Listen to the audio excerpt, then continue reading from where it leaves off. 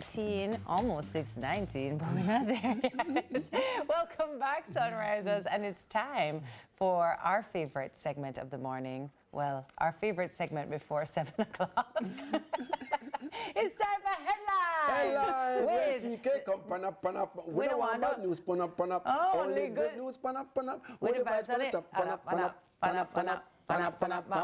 I like this new intro that says it's the Cleopatra of news. Ooh. Okay. And I'll take it. my twin I was just about to say, we're twinning. It's Hot twin fuchsia. season. Yes. Fuchsia, I Twin mean. season.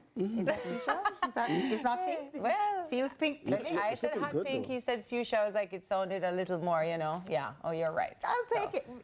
Thank you. Yeah. Yeah. Hi, Teek. Good morning. Good morning, Looking TK. fantastic as always. Thank Both you. of you. Same, Yes, same. yes. How you feeling? Beauty You is in the eyes of the beholder. Oh. Okay. What happened when you look in a mirror?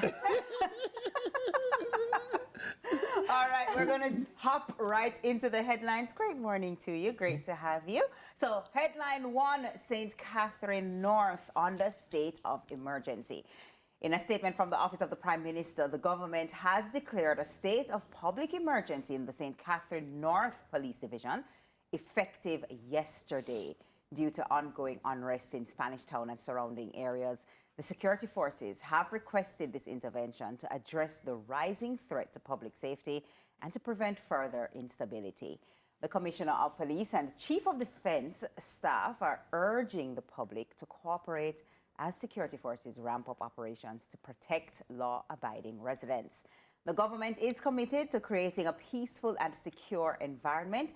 Today's state of emergency follows last week's declaration in several other police divisions, including St. Andrews South and Kingston Western. So, yeah, that's what's happening in St. Catherine. Yes, and every time this happens, the discussions are usually the same.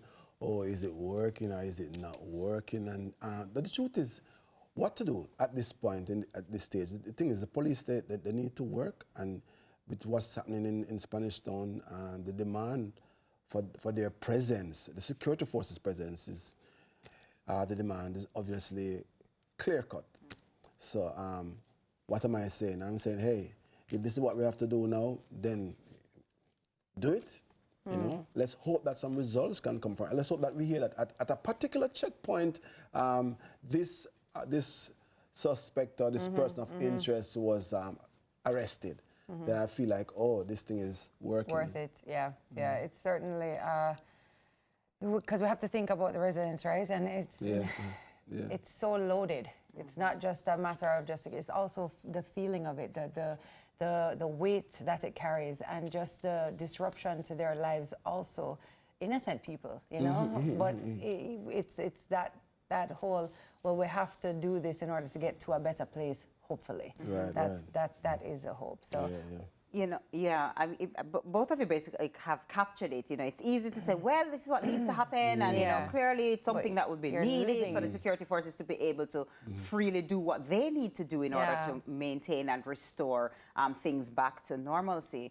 But the truth is, it's very disruptive, and it's easy to say, just go on with it when you're not personally affected. And so, you know, of course, our heart goes out to all the law-abiding citizens who are like, oh my gosh, this again, the children.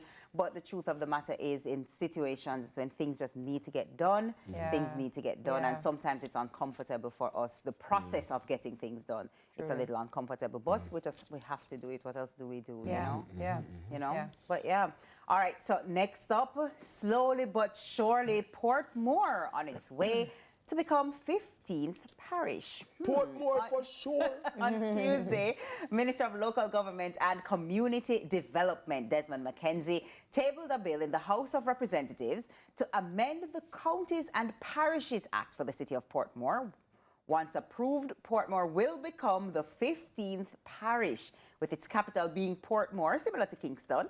The parish will include Hellshire Hills and Goat Islands, but exclude areas like Lakes Pen and Grange Lane. However, Prime Minister, the Most Honourable Andrew Holness, says while legislation to make Portmore Jamaica's 15th parish has been drafted, the government will not have it approved in Parliament before the local government elections.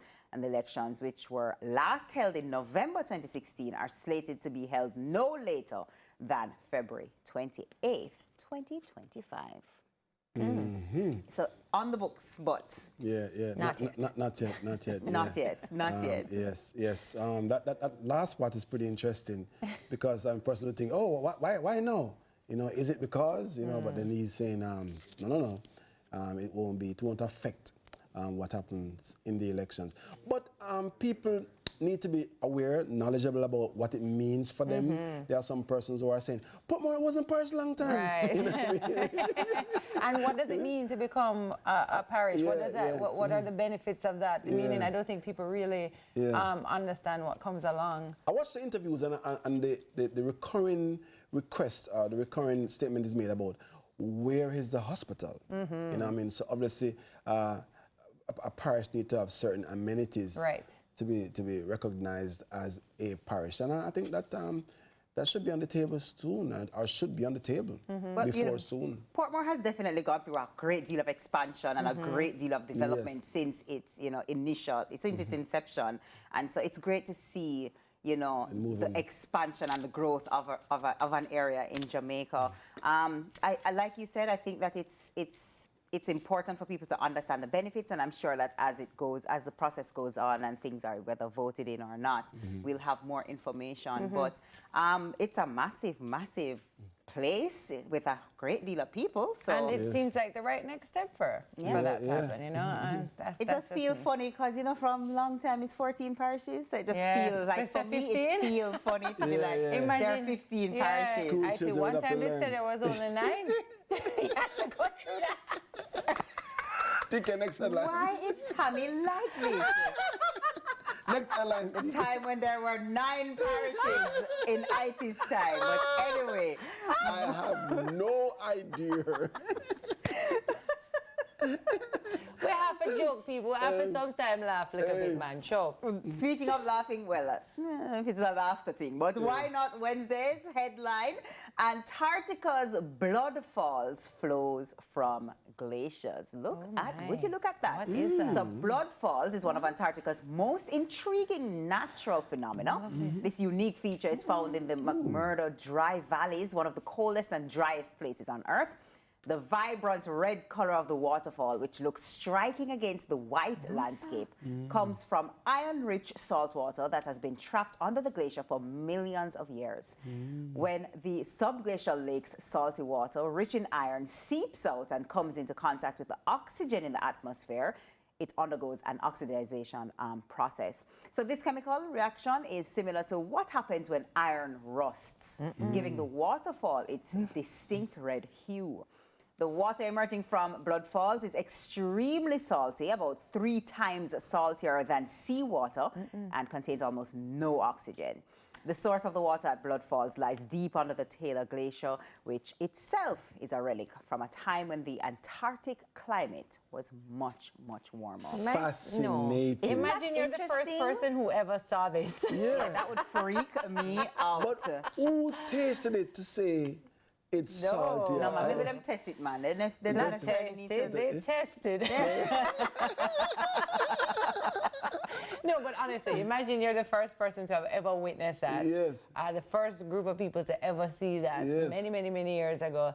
And how shocking that must have been. But you know what's interesting, Tami, when you said that? I'm sure the people on that side of the world are like, meh, it's normal. In the same way that people will come to Jamaica and be like, oh, Jamaica is so amazing. No, and we're like, that is so a very crazy sight to see. Blood Falls, and then the place named McMurdo. No, someone like the name will go with it. This Don't is like poetic that, for me. They listen. need to change the name.